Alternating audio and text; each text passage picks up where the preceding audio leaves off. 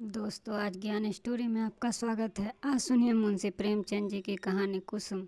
साल भर की बात है। एक दिन शाम को हवा खाने जा रहा था कि महाशय नवीन से मुलाकात हो गई। मेरे पुराने मित्र हैं, बड़े ही बेतकल्लुफ़ और मनचले। आगरे में मकान है, अच्छे कवि हैं। उनके कवि समाज में कई बार शरीक हो चुका हूँ।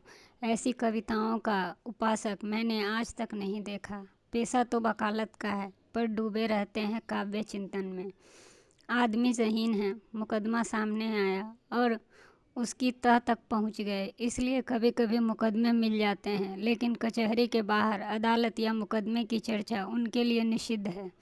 अदालत की चार दीवारी के अंदर 4-5 घंटे वह वकील होते हैं।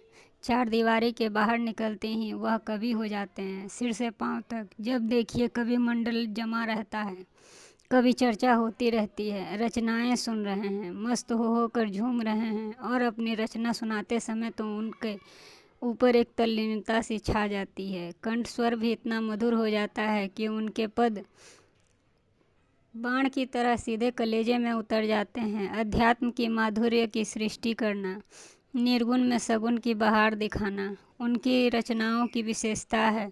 वह जब लखनऊ आते हैं, मुझे पहले सूचना दे दिया करते हैं। आज उन्हें अनायास लखनऊ में देखकर मुझे बड़ा आश्चर्य हुआ। आप यहाँ कैसे? कुशल तो हैं? मुझे आने की सूचना भी न दी। बोले, भाईजान, एक जंजाल में फंस गया हूँ। आपको सूचित करने का समय भी न था मेरे पास। फिर आपके घर को मैं अपना घर समझता हूँ। इस तकल्लुफ़ की क्या ज़रूरत है कि आप मेरे लिए कोई विशेष प्रबंध करें? मैं एक ज़रूरी मामले में आपको कष्ट देने आया हूँ। इस वक्त की सैर को स्थगित कीजिए और चलकर मेरी विपत्ति कथा सुनिए।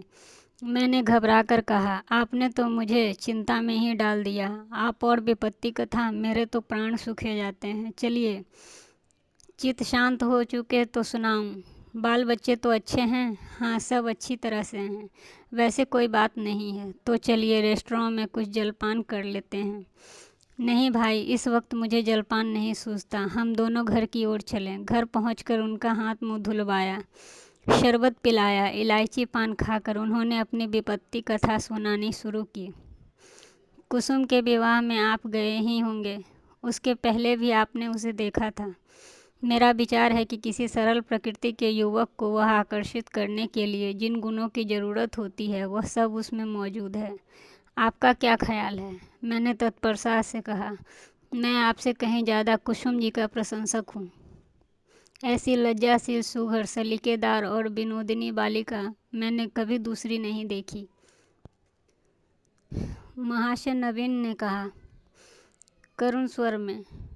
वही कुसुम आज अपने पति के निर्दय व्यवहार के कारण रोड़ों कर प्राण दे रही है। उसका गौना हुए 1 साल हो चुका है। इस बीच में वह 3 बार ससुराल गई, पर उसका पति उससे बोलता ही नहीं। उसकी सूरत से वह बेजार है। मैंने बहुत चाहा कि उसे बुलाकर दोनों में सफाई करा दूं, मगर न आता है न मेरे पत्रों का उत्तर देता है। न जाने क्या गांठ पड़ गई है कि उसने इस बेदर्दी से आंखें फेर ली है।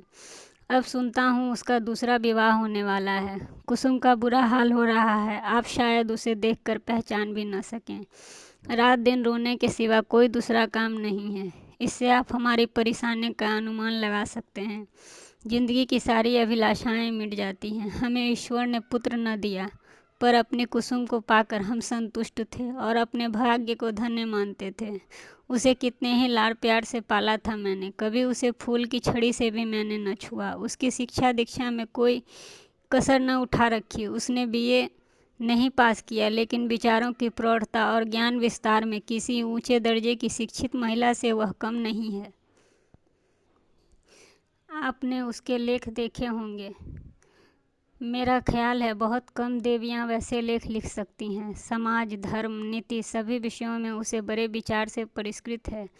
बहस करने में तो वह इतनी पटु है कि मुझे भी आश्चर्य होता है। गृह प्रबंध में इतनी कुशल है कि मेरे घर का प्रायः सारा प्रबंध उसी के हाथ में था, किंतु पति की दृष्टि में वह पाँव की धूल की बराबर भी नहीं है। बार बार मैं पूछता हूँ, तूने उससे कुछ कह दिया या क्या बात हो गई? आखिर वह क्यों तुझसे इतना उदासीन है? इसके जवाब में वह रोकर यही कहती है, मुझसे तो उन्होंने कभी कोई बातचीत की ही नहीं। मेरा विचार है कि पहले ही दिन दोनों में कुछ मनमुटाव हो गया। वह कुसुम के पास आया होगा और कुछ पूछा होगा। उसने मारे शर्म के जवाब न दिया होगा। संभव है उसने 2-4 बातें भी की हो। कुसुम ने सिर न उठाया होगा। आप जानते हैं कि वह कितनी शर्मीली है। बस पतिदेव रूठ गए होंगे। मैं तो कल्पना ही नहीं कर सकता कि कुसुम जैसी बालिका से कोई पुरुष उदासीन रह सकता है, लेकिन दुर्भाग्य को कोई क्या करे। दुखिया ने पति के नाम पर कई पत्र लिखे, पर उस निर्दयी ने एक का भी जवाब न दिया। सारी चिट्ठियां लौटा दी। बस मेरी समझ में यह नहीं आता कि उस पाषाण हृदय को मैं कैसे पिघलाऊं। अब मैं खुद उसके लिए तो कुछ लिख नहीं सकता। आप ही कुसुम के प्राणों की रक्षा करें, नहीं तो शीघ्र ही उसके जीवन का अंत हो जाएगा और उसके साथ हम दोनों प्राणी भी स्वर्ग सिधार जाएंगे। उसकी व्यथा अब मुझसे देखी नहीं जाती। नवीन जी की आंखें सजल हो गईं। मुझे भी अत्यंत क्षोभ हुआ। उन्हें तसल्ली देता हुआ बोल पड़ा, आप इतने दिनों से इसी चिंता में पड़े रहे, मुझसे पहले ही क्यों नहीं कहा यह सब बात। मैं आज ही मुरादाबाद जाऊंगा और उस लौंडे की इस बुरी तरह से खबर लूंगा कि वह भी याद रखेगा। बच्चा को जबरदस्ती घसीट कर लाऊंगा और कुसुम के पैरों में गिरा दूंगा। नवीन जी मेरे आत्मविश्वास पर मुस्कुरा कर बोले, आप उससे क्या कहेंगे?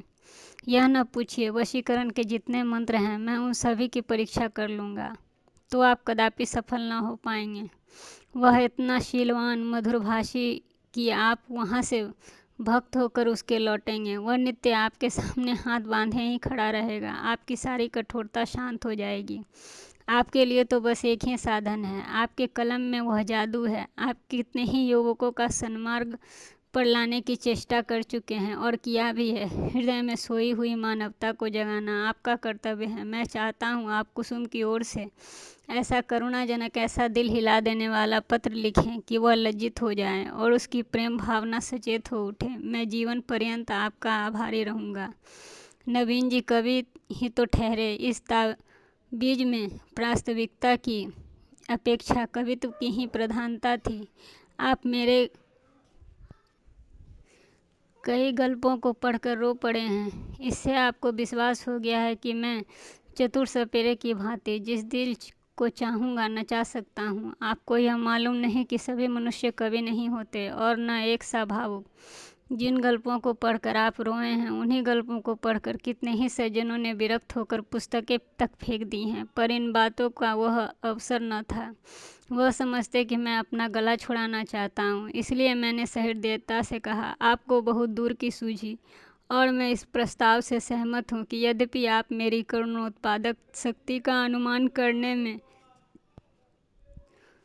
अत्युक्ति से काम लिया है, लेकिन मैं आपको कभी निराश नहीं करूंगा। मैं पत्र लिखूंगा और यथाशक्ति उस युवक की न्याय बुद्धि को जगाने की चेष्टा भी करूंगा। लेकिन आप अनुचित न समझें तो पहले मुझे वह पत्र दिखा दें जो कुसुम ने अपने पति के नाम लिखे थे। उस पत्र को तो लौटा ही दिया है और यदि कुसुम ने उन्हें फाड़ नहीं डाला है तो वह उसके पास ही होंगे।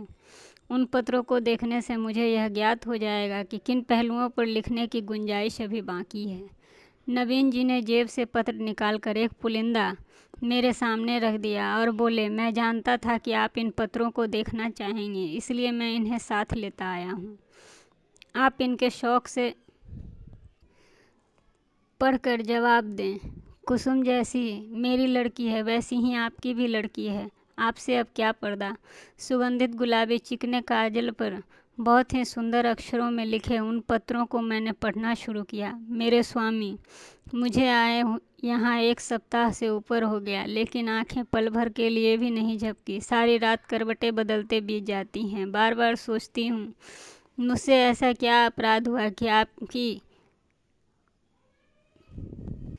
सजा का पात्र बनना पड़ रहा है मुझे। आप मुझे झिड़कें, घूरके, कोसें, इच्छा हो तो मेरे कान भी पकड़ें। मैं इन सभी सजाओं को सहर्ष स्वीकार करूंगी, लेकिन यह निष्ठुरता अब नहीं सही जाती। मैं आपके घर 1 सप्ताह रही। परमात्मा जानता है कि मेरे दिल में क्या क्या अरमान थे। मैंने कितनी बार चाहा कि आपसे मैं कुछ पूछूं, आपसे अपने अपराधों को क्षमा कराऊं, लेकिन आप मेरी परछाई से भी दूर भागते थे। मुझे कोई अवसर न मिला। आपको याद होगा कि जब दोपहर को सारा घर सो जाता था तो मैं आपके कमरे में जाती थी और घंटों सिर झुकाए खड़े रहती थी, पर आपने कभी आंखें उठाकर मुझे देखा तक नहीं। उस वक्त मेरे मन की क्या दशा होती है, इस कदाचित आपका अनुमान नहीं लगा सकते। मेरी जैसी अभागिन स्त्रियां इसका कुछ भी अंदाज कर सकती हैं। मैंने अपने सहेलियों से उनकी सुहागरात की कथाएं सुन सुनकर अपनी कल्पना में सुखों का जो स्वर्ग बनाया था, उसे आपने कितनी निर्दयता से नष्ट कर दिया। मैं आपसे पूछती हूँ, क्यों आपके ऊपर मेरा कोई अधिकार नहीं? अदालत भी किसी अपराधी को दंड देती है तो उस पर कोई न कोई अभियोग जरूर लगाती है, गवाहियाँ लेती है, उनका बयान सुनती है। आपने तो मुझसे कुछ पूछा तक ही नहीं। मुझे अपनी खता मालूम हो जाती तो आगे चलकर मैं सचेत हो जाती, आपके चरणों पर गिरकर कहती, मुझे क्षमादान दे दो। मैं शपथ पूर्वक कहती हूँ, मुझे कुछ नहीं मालूम आप क्यों रुष्ट हो गए हैं मुझसे। संभव है आप अपनी पत्नी में जिन गुणों को देखने की कामना करते हों वह मुझ में न हो। बेशक मैं अंग्रेजी नहीं पढ़ी, अंग्रेजी समाज के रीति रिवाज से परिचित नहीं हूँ, न अंग्रेजी खेल खेलना जानती हूँ, और भी मुझ में बहुत सारी त्रुटियाँ होंगी। मैं जानती हूँ कि मैं आपके योग्य न थी। आपको मुझसे कहीं अधिक रूपवती, गुणवती, बुद्धिमती स्त्री मिलनी चाहिए थी, लेकिन मेरे देवता, दंड अपराधों को मिलना चाहिए, त्रुटियों को नहीं। फिर मैं तो आपके इशारे पर चलने को तैयार हूँ। आप मेरी दिलजोई करें, फिर देखें मैं अपनी त्रुटियों को कितनी जल्दी पूरा करती हूँ। आपका प्रेम कटाक्ष मेरे रूप को प्रदीप्त, मेरी बुद्धि को तीव्र और मेरे भाग्य को बलवान कर देगा। वह विभूति पाकर मेरी कायाकल्प ही हो जाएगी। स्वामी, क्या आपने सोचा है आपका यह क्रोध किस पर कर रहे हैं? वह अबला जो आपके चरणों में पड़ी हुई आपसे क्षमादान मांगती रही है, जो जन्म जन्मांतर के लिए आपकी चेरी है, क्या इस क्रोध को सहन कर सकती है? मेरा दिल बहुत कमज़ोर है, मुझे रुलाकर आपको पश्चाताप के सिवा कुछ भी हाथ ना आएगा। इस क्रोधाग्नि की एक चिंगारी मुझे भस्म कर देने के लिए काफ़ी है। अगर आपकी इच्छा है कि मैं मर जाऊं तो मैं मरने के लिए तैयार हूं, केवल आपका इशारा चाहती हूं। अगर मरने से आपका चित्त प्रसन्न हो तो मैं बड़े हर्ष से अपने आप को आपके चरणों में समर्पित कर दूंगी। मगर इतना कहे बिना नहीं रहा जाता कि मुझ में 100 ऐब हों पर एक गुण भी नहीं। मुझे दावा है कि आपकी जितनी सेवा मैं कर सकती हूँ उतनी कोई दूसरी स्त्री नहीं कर सकती। आप विद्वान हैं, उदार हैं, मनोविज्ञान के पंडित हैं। आपकी लौंडी आपके सामने दया की भीख मांग रही है, क्या उसके द्वार से ठुकरा दिया जाएगा? आपकी अपराधीन कुसुम। यह पत्र पढ़कर मुझे बहुत रोमांच हो आया। यह बात मेरे लिए असह्य हो गई कि कोई स्त्री अपने पति की इतनी खुशामद करने पर भी मजबूर हो जाए। पुरुष अगर स्त्री से उदासीन रह सकता है तो स्त्री उसे क्यों नहीं ठुकरा सकती? वह दुष्ट समझता है कि विवाह ने एक ऐसी स्त्री को उसका गुलाम बना दिया है। वह उस अबला पर जितना अत्याचार करना चाहे करे, कोई उसका हाथ नहीं पकड़ सकता, कोई चू भी नहीं कर सकता। पुरुष अपनी दूसरी स्त्री, तीसरी, चौथी शादी सब कर सकता है। स्त्री से कोई संबंध न रखकर कभी उस पर उसी कठोरता से शासन कर सकता है। वह जानता है कि स्त्री कुल मर्यादा के बंधनों में बंधी हुई और जकड़ी हुई होती है। उसे रो रो कर मर जाने के सिवा और कोई उपाय नहीं सूझता। अगर उसे भय होता है कि औरत भी उसकी ईंट का जवाब पत्थर से नहीं, ईंट से भी दे सकती है, केवल थप्पड़ से भी नहीं दे सकती, बदतमीजी का साहस न होता उसे। बेचारी स्त्री कितनी विवश होती है। शायद मैं कुसुम की जगह होता तो इस निष्ठुरता का जवाब इसकी 10 गुनी कठोरता से देता। उसकी छाती पर मैं मूंग दलता। संसार के हंसने की जरा भी मैं चिंता न करता। समाज में अबलाओं पर इतना जुल्म देख सकता है और चूं तक नहीं कर सकता। उसके रोने या हंसने की मुझे जरा भी परवाह न होती। अरे अभागे युवक, तुझे खबर नहीं, तूने अपने भविष्य की गर्दन पर कितनी बेदर्दी से छुरा फेरा है। यह वह समय है जब पुरुष को अपने प्रणय भंडार से स्त्री के माता पिता, भाई बहन, सखियां, सहेलियां सभी के प्रेम की पूर्ति करनी पड़ती है। अगर पुरुष में यह सामर्थ्य नहीं तो स्त्री की क्षुधित आत्मा को वह कैसे संतुष्ट रख सकेगा? परिणाम वही होगा जो बहुधा होता है, अबला कुड़कुड़ कर मर जाती है। यही वह समय है जिसकी स्मृति जीवन में सदैव के लिए मिठास पैदा कर देती है। स्त्री की प्रेम सुधा इतनी तीव्र होती है कि वह पति का स्नेह पाकर अपना जीवन सफल समझती है और इस प्रेम के आधार पर जीवन के सारे कष्टों को हंस खेल कर सह लेती है। यही वह समय है जब हृदय में प्रेम का बसंत आता है और उसमें नई नई आशाएं के कोपले खुलने लगती हैं, ऐसे निर्दयी कौन है जो इस ऋतु में उस वृक्ष पर कुल्हाड़ी चला सकता है। यही वह समय है जब शिकारी किसी पक्षी को उसके बसेरे से लाकर पिंजरे में बंद कर देता है। क्या वह उसकी गर्दन पर छुरी चलाकर उसका मधुर गान सुनने की आशा भी रखता है? दूसरा पत्र मैंने पढ़ना शुरू किया। मेरे जीवन धान 2 सप्ताह जवाब की प्रतीक्षा करने के बाद आज फिर यही उल्हाना देने बैठी हूँ। जब मैंने यह पत्र लिखा था तो मन गवाही दे रहा था कि उसका उत्तर जरूर आएगा। आशा के विरुद्ध आशा लगाए हुए थी। मेरा मन अब भी इसे स्वीकार नहीं करता कि जानबूझकर उसने उसका उत्तर न दिया हो। कदाचित आपको अवकाश न मिला हो, या ईश्वर न करे कहीं आप अस्वस्थ तो नहीं हो गए। मैं किससे पूछूं? इस विचार से ही मेरा हृदय कांप उठता है। आप मुझे पत्र न लिखें, ना सही, रोकर चुप तो मैं हो ही जाऊंगी। आपको ईश्वर का वास्ता है, अगर आपको किसी प्रकार का कष्ट हो तो मुझे तुरंत पत्र लिखिए। मैं किसी को साथ लेकर आ जाऊंगी। मर्यादा और परिपाटी के बंधनों से मेरा जी घबराता है। ऐसी दशा में भी यदि आप मुझे अपनी सेवा से वंचित रखते हैं तो आपको मुझसे मेरा वह अधिकार छीन रहे हैं जो मेरे जीवन की सबसे बहुमूल्य वस्तु है। मैं आपसे कुछ और नहीं मांगती। आप मुझे मोटे से मोटा खिलाइए, मोटे से मोटा पहनाइए, मुझे जरा भी शिकायत न होगी। मैं आपके साथ घोर से घोर विपत्ति में भी प्रसन्न रहूंगी। मुझे आभूषणों की लालसा नहीं, महल में रहने की लालसा नहीं, सैर तमाशे की कोई लालसा नहीं, धान बटोरने की लालसा नहीं।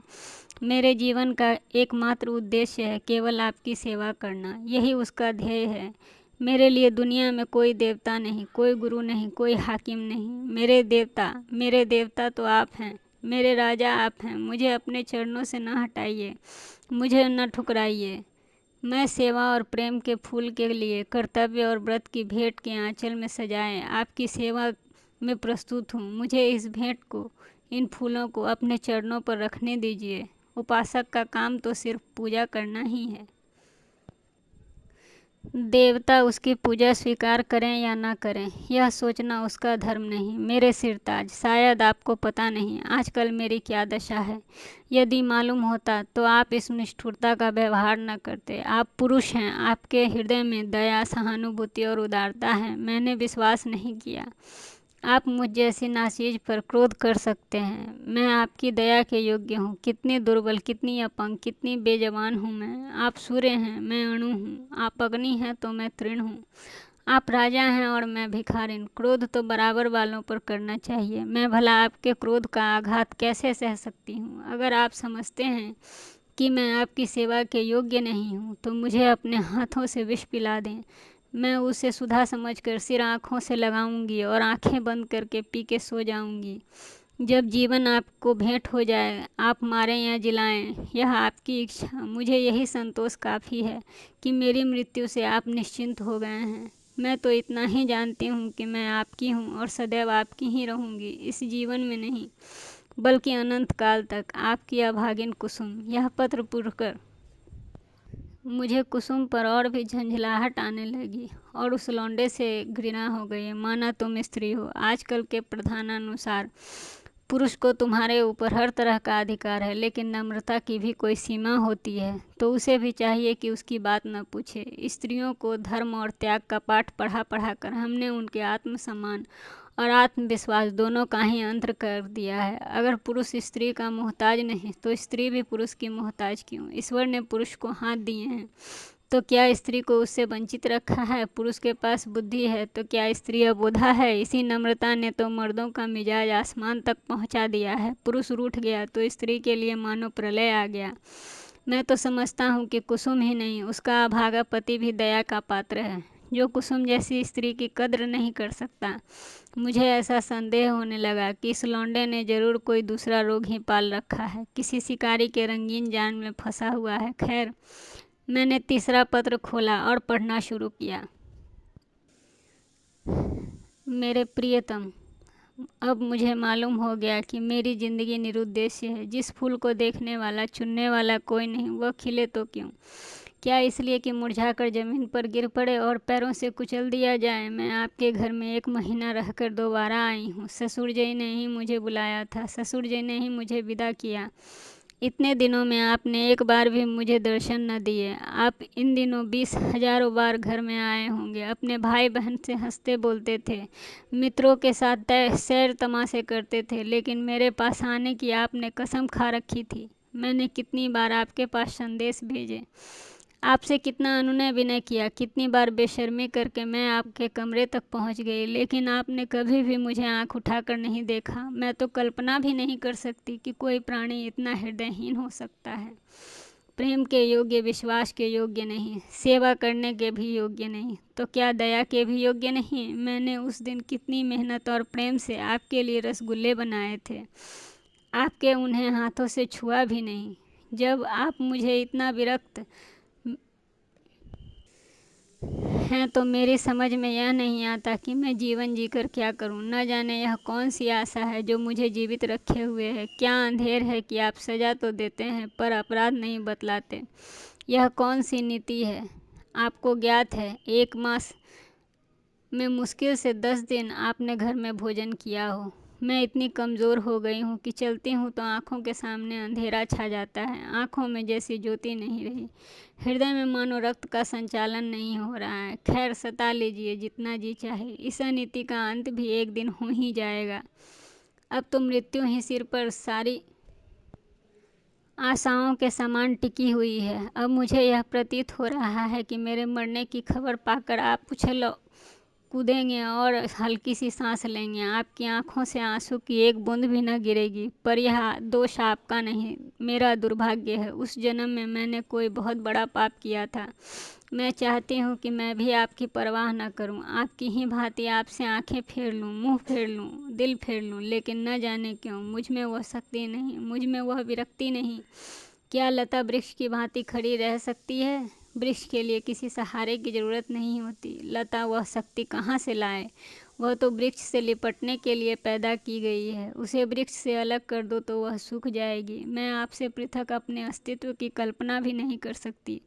मेरे जीवन की हर एक गति, प्रत्येक विचार, प्रत्येक कामना में आप मौजूद होते हैं। मेरा जीवन वह वृत्त है जिसके केंद्र आप हैं। मैं वह हार हूँ जिसके प्रत्येक फूल में आप धागे की भांति ही घुसे हैं। उस धागे के बगैर हार के फूलों बिखर जाएंगे और धूल में मिल जाएंगे। मेरी एक सहेली है सन्नो, इसी साल उसका पानी ग्रहण हो चुका है। उसका पति जब भी ससुराल आता है, सन्नो के पांव जमीन पर नहीं पड़ते। दिन भर में न जाने कितने रूप बदलती रहती है। मुख कमल खिल जाता है, उल्लास संभाले नहीं संभलता, उसे बिखेरती लुटाती चलती है, हम जैसे अभागों के लिए। जब आकर मेरे गले से लिपट जाती है तो हर्ष और उन्माद की वर्षा जैसे लथपथ हो जाती है। दोनों अनुराग से मतवाले हो जाते हैं। उसके पास धन नहीं है, जायदाद नहीं है, मगर अपनी दरिद्रता में ही वह मगन है। इस अखंड प्रेम का एक क्षण उसकी तुलना में संसार की कौन सी वस्तु रखी जा सकती है। मैं जानती हूँ यह रंगरलियाँ और बेफिक्रियाँ बहुत दिन तक न रहेंगी। जीवन की चिंताएं और दुराशाएं भी उन्हें परास्त कर ही देंगी, लेकिन ये मधुर स्मृतियाँ संचित धन की भांति अंत तक उन्हें सहारा देती रहेंगी। प्रेम में भीगी हुई 2 सूखी रोटियाँ, प्रेम में रंगे हुए मोटे कपड़े और प्रेम के प्रकाश से अलौकिक छोटी सी कोठरी, अपनी इस विपन्नता में भी वह स्वाद, वह शोभा और विश्राम रखती है जो शायद किसी देवताओं के स्वर्ग में भी नसीब न हो। जब सन्नो का पति अपने घर चला जाता है तो वह दुखिया की तरह रो रो कर अपने प्रेम को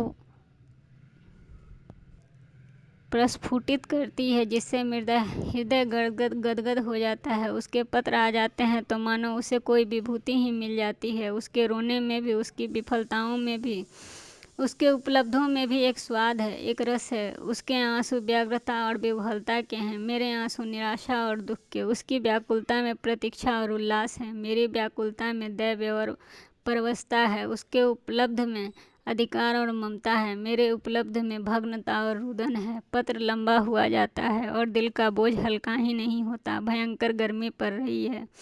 दादा मुझे मसूरी ले जाने का विचार कर रहे हैं। मेरी दुर्बलता से उन्हें टीबी का संदेह हो रहा है। वह नहीं जानते कि मेरे लिए मसूरी नहीं, स्वर्ग भी अब काल कोठरी है। अभागिन कुसुम।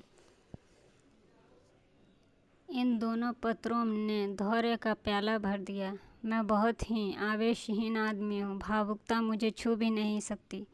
अधिकांश कलाविदों की भांति मैं भी शब्दों से आंदोलित नहीं होता। क्या वस्तु दिल से निकलती है, क्या वस्तु केवल मर्म को स्पर्श करने के लिए लिखी गई है? यह भेद बहुता मेरे साहित्यिक आनंद में बाधक हो जाता है, लेकिन इन पत्रों ने मुझे आपे से बाहर कर दिया। एक स्थान पर तो सचमुच मेरी आंखें ही भर आईं। यह भावना कितनी वेदनापूर्ण थी कि वही बालिका जिस पर माता पिता अपना प्राण छिड़कते थे, विवाह होते ही इतनी विवादग्रस्त हो गई।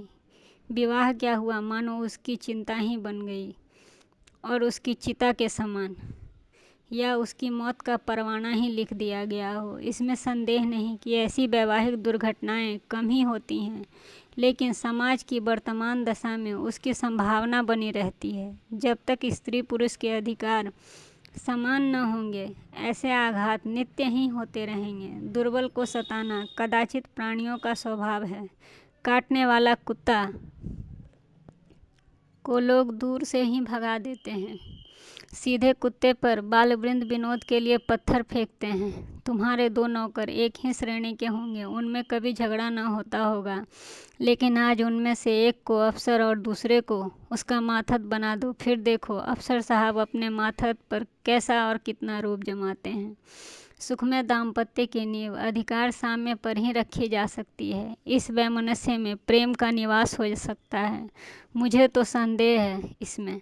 हम आज जिसे स्त्री पुरुष का प्रेम कहते हैं, वह वही प्रेम है जो स्वामी को अपने पशु से होता है। पशु सिर झुकाए काम किए चला जाता है, स्वामी उसे भूसा और खल्ली भी देगा और उसकी देह भी सहलाएगा, उसे आभूषण भी पहनाएगा, लेकिन जानवर से जरा चल नहीं जाता और उसकी चाल धीमी हो जाती है। जरा गर्दन टेढ़ी कर मालिक का चाबुक पीठ पर पड़ा होता है। इसे प्रेम नहीं कहते।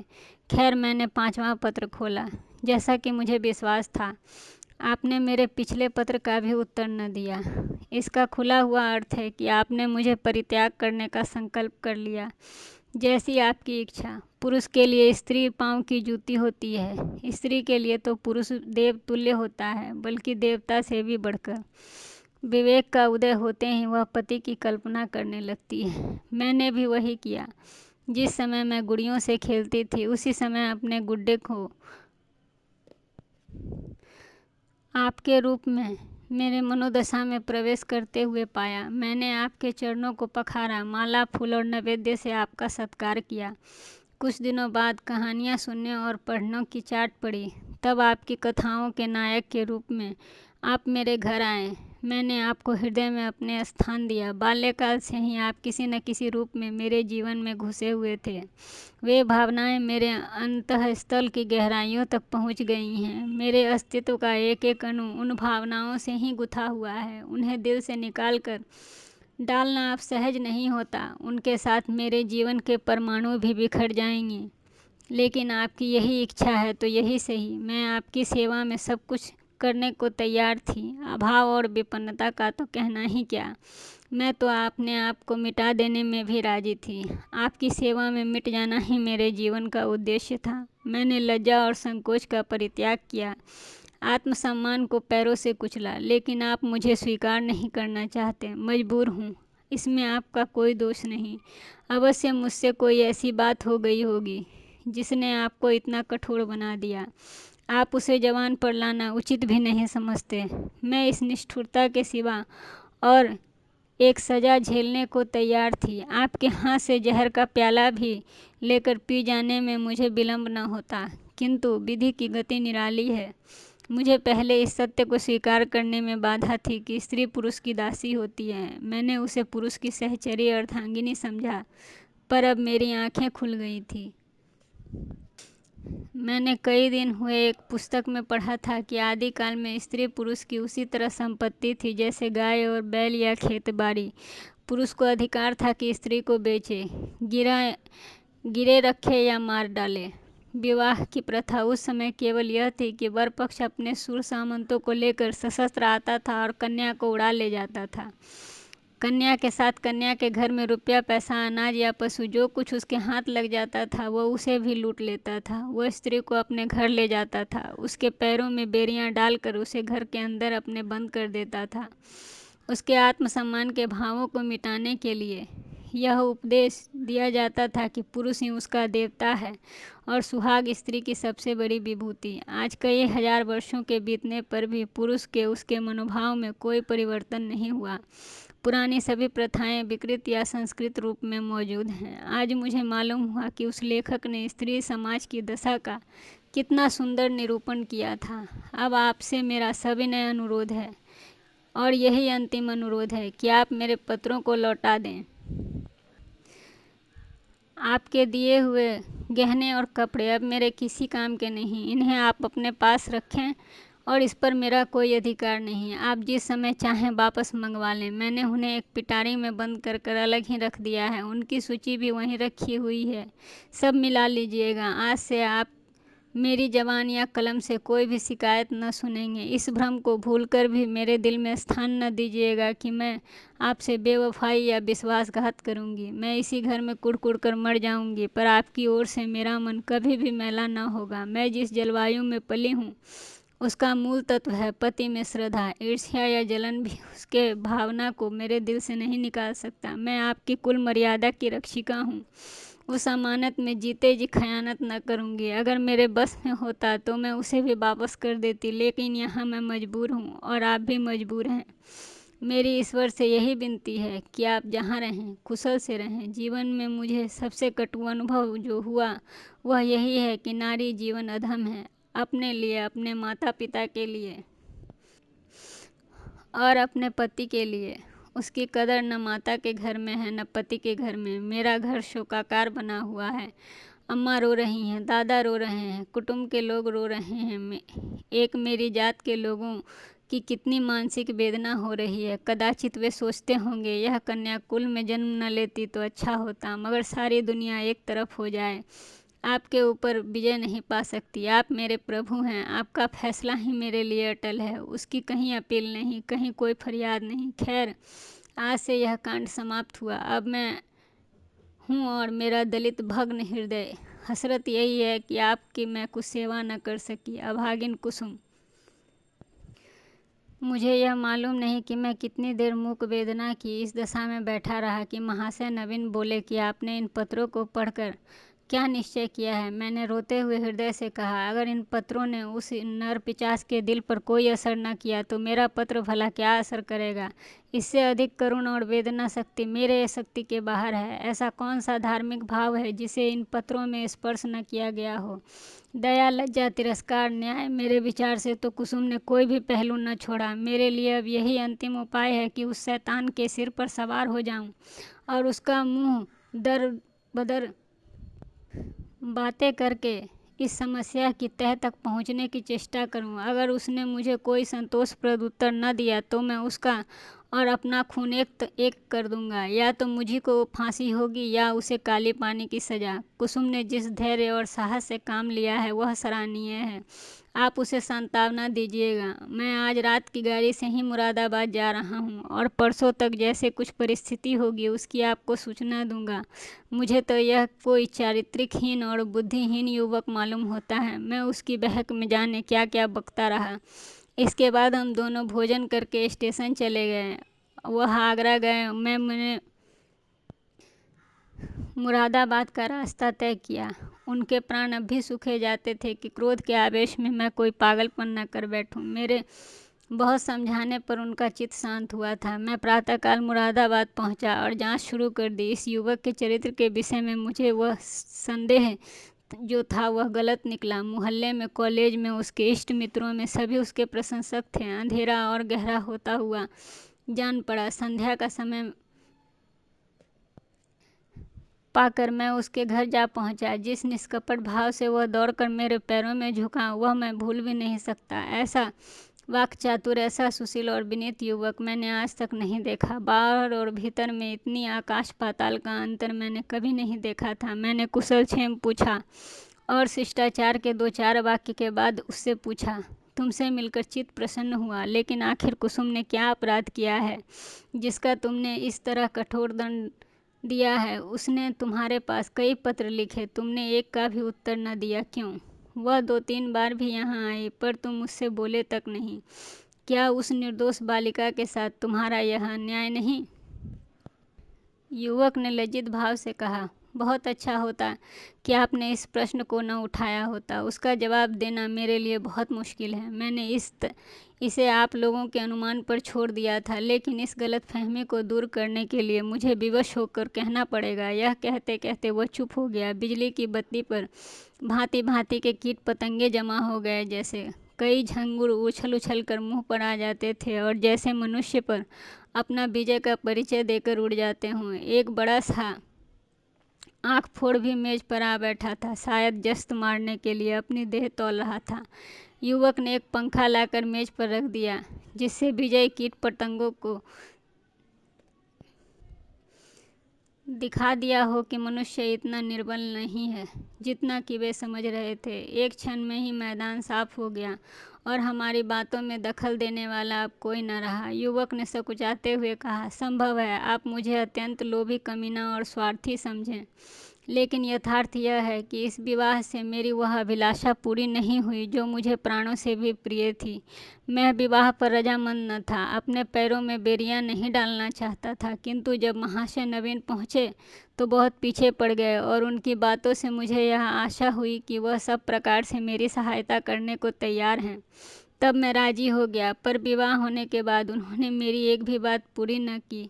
मुझे एक पत्र भी न लिखा कि कब तक वह मुझे विलायत भेजने का प्रबंध कर सकेंगे। हालांकि मैंने अपनी इच्छा उन पर पहले ही प्रकट कर दी थी, पर उन्होंने मुझे निराश करना ही उचित समझा। उसकी इस अकृपा ने मेरे सारे मंसूबे धूल में मिला दिए। मेरे लिए अब इसके सिवा और क्या रह गया है कि मैं LLB पास कर लूं और कचहरी में जूती पटकाता फिरूं। मैंने पूछा, तो आखिर तुम नवीन जी से चाहते क्या हो?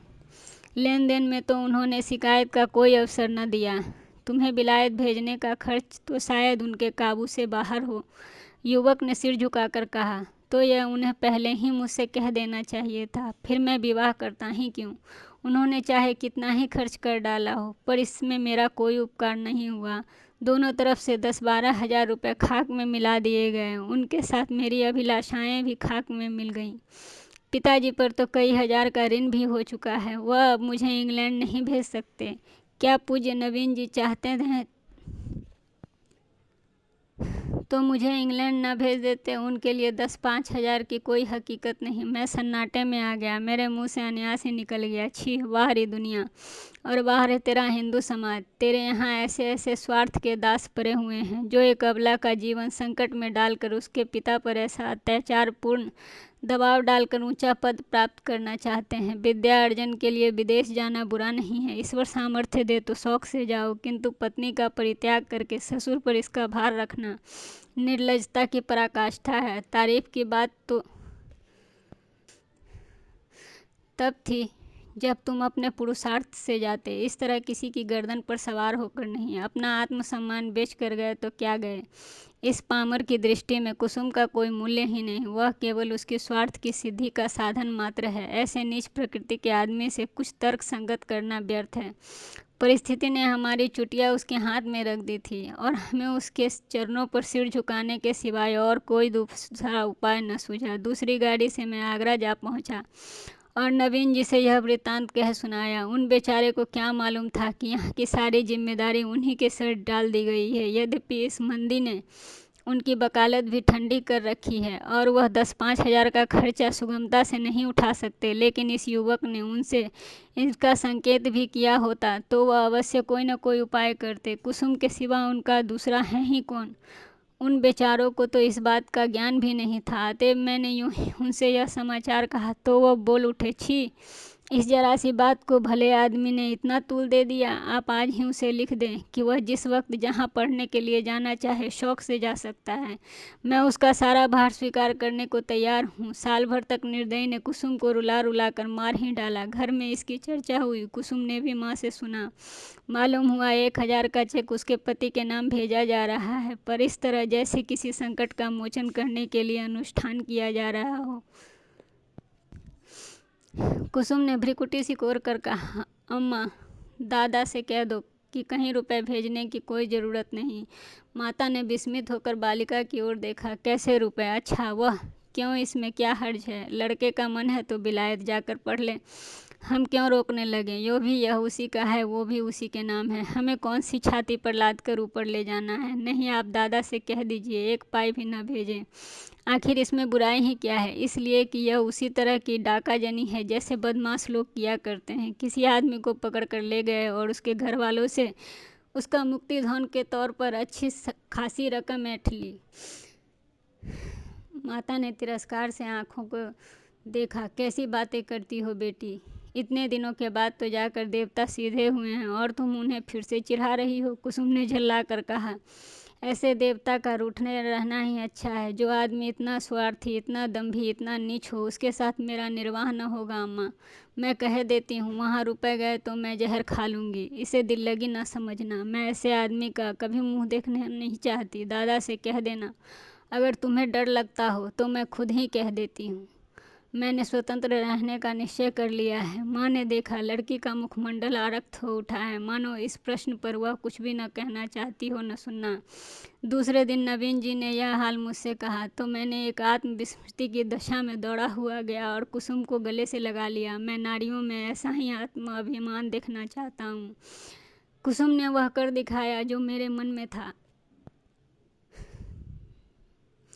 और जिसे प्रकट करने का साहस मेरे अंदर न था। साल भर हो गया, कुसुम ने पति के पास एक पत्र भी न लिखा और न उसका जिक्र करती। नवीन जी ने कई बार जमाई को मना कर लाने की इच्छा प्रकट की, पर कुसुम उसका नाम भी नहीं सुनना चाहती थी। उसमें स्वावलंबन की ऐसी दृढ़ता आ गई थी जिससे आश्चर्य होता था। उसके मुख पर निराशा और वेदना के पीलेपन और तेजहीनता की जगह स्वाभिमान और स्वतंत्रता की लाली और तेजस्विता का भासित हो गया था। दोस्तों, अगर ये कहानी आपको पसंद आई हो तो please like and subscribe my channel.